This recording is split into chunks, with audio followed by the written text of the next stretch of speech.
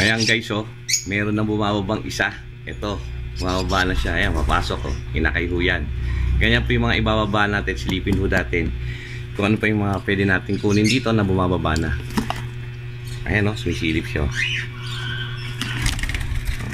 Ayan, malalaki, no? Maglalabasa na. Yan ang mga kukunin natin. Kaya panoodin nyo itong aking video. Welcome back mga ka-EDB, si Avery. Magandang araw sa atin lahat. Andito na naman tayo sa kwentong ibon at mga tips. Ngayon po, mag-harvest tayo ng mga bagong baba na marunong ng tumuka, na marunong na kumain. Ilalagay na natin sila sa flight cage. Kasi ho, para makapagpahinga na yung mga breeder ho natin at mangitlog ulit. Yun po ang gawin natin. Hanguin na natin. Mag-harvest tayo ng mga kinakay na marunong lang kumain mag-isa. Ito ho, panoodin nyo to.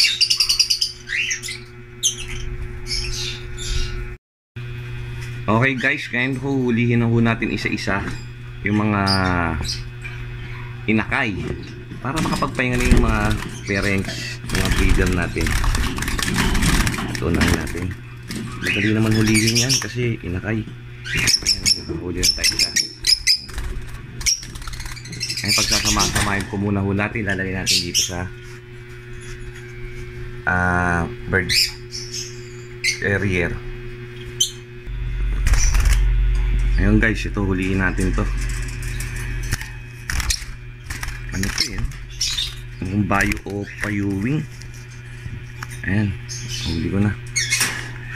Ayan o, guys o, ganda o. Payuwing siya o.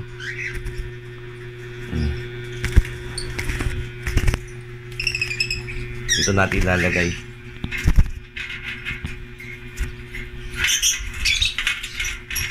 Ayan. Nakadalawa na tayo. Hanap pa tayo. O, ito pa guys, oh. Apat kasi yan, magkakapatid. Ayan. Ayan pa rito. Isa pa.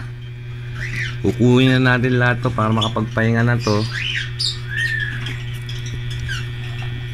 Itong isa yata mukhang hindi pa pwede. Yung pinakamaliit. Ito mukhang hindi pa pwede to kasi hindi ko pa nakita bumababa. Iiwan na natin tong isa.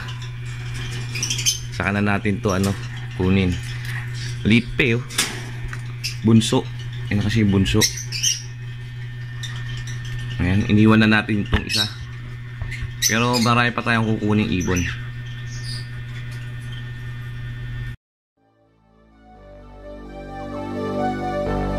Fill me out with your smile. Now the sunshine brings the light. Fill me out with a flame. I will let you in this game. Take me out when I'm down. Cause with you I'm saving some. I'm saving some. I'm saving some. I'm saving some. I'm saving some. I'm saving some. I'm saving some. I'm saving some.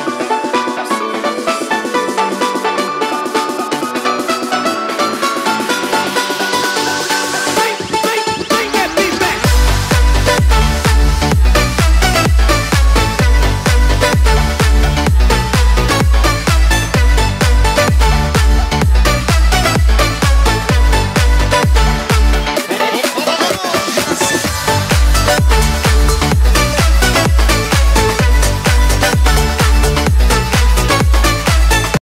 O ayan guys, oh, nakakatatlo na tayo.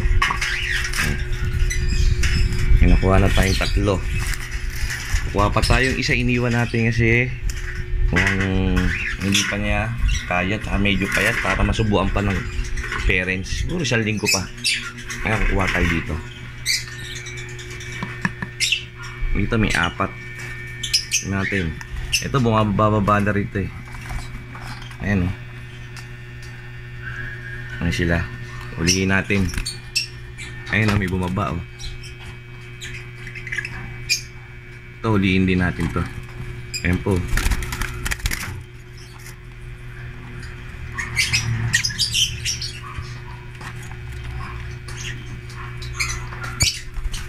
natin to. Ayan o. Ito mo, hindi pa pwede to. Kasi di pa marunong tumuka, huwag nyong ihiwalay muna sa parents. Importante yung marunong ng tumuka. Ito marunong ng tumuka. Ito nakita ko na ito bumababa. Ayan. Sama na natin dito. Yan. Apat na. Girahin pa natin to. Huliin pa natin yung iba. May dalawa pa tayo huliin. Pero isa iniwan pa natin. Para tumaba-taba pa.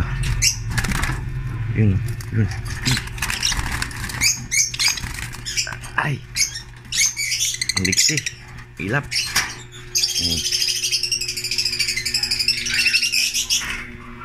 Ayan. Isa. Ayun. Ayun. Pasok yung bubaba. Ayan. Huli. Nagtira pa rin tayo ng isa ron. Yung pinakabulso.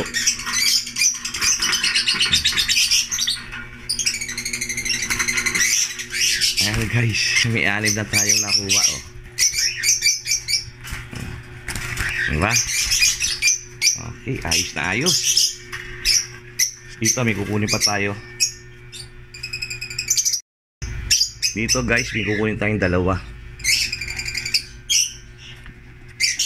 Baba na natin to. Ayan.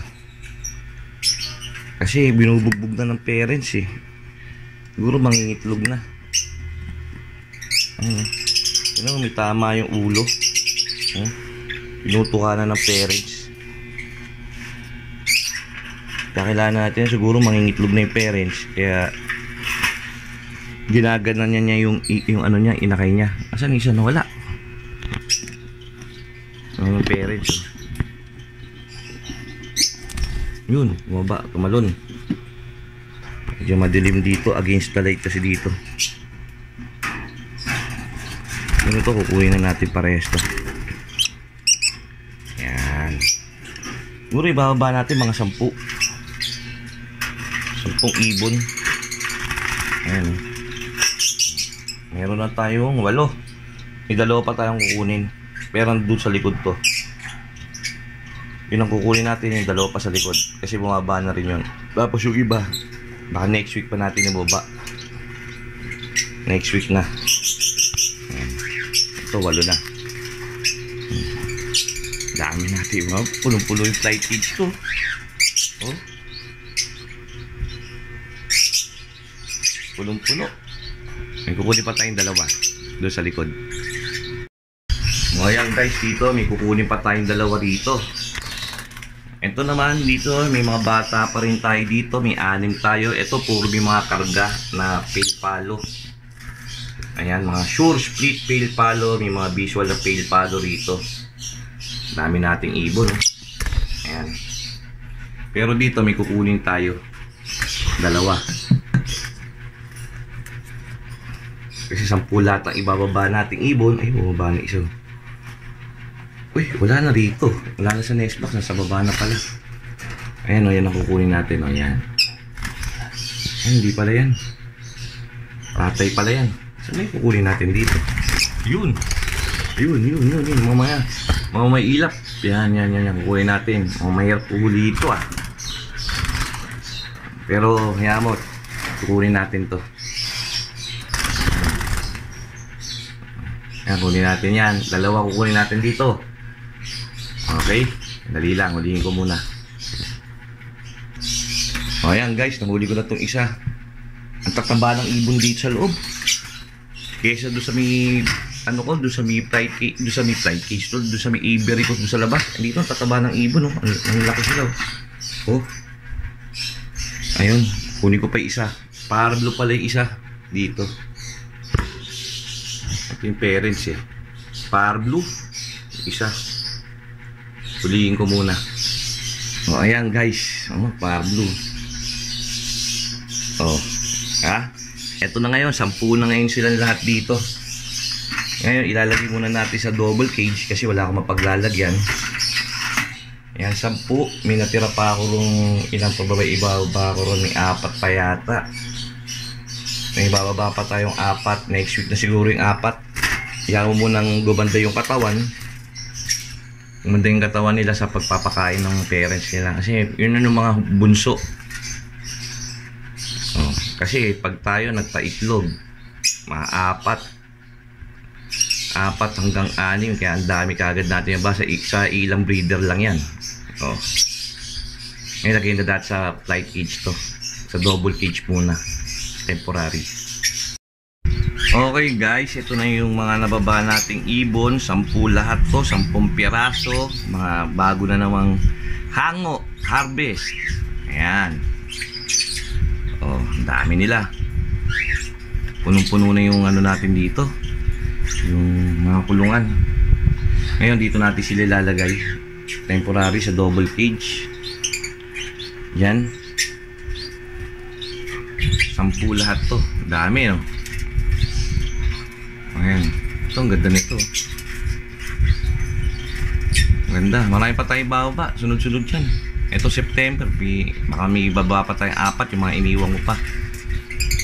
Unahin ko lang to para agkasya sa double cage to 10. Tapos hanap tayo ng flight cage. Dito natin lalagay flight cage para maluwag-luwag sila. Ayan, dami, no?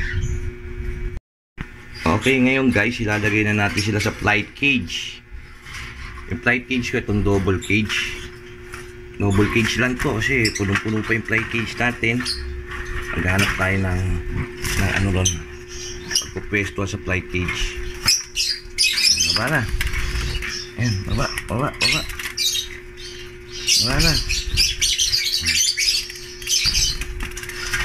Wala. Ayan, labas na dyan. Labas. Na.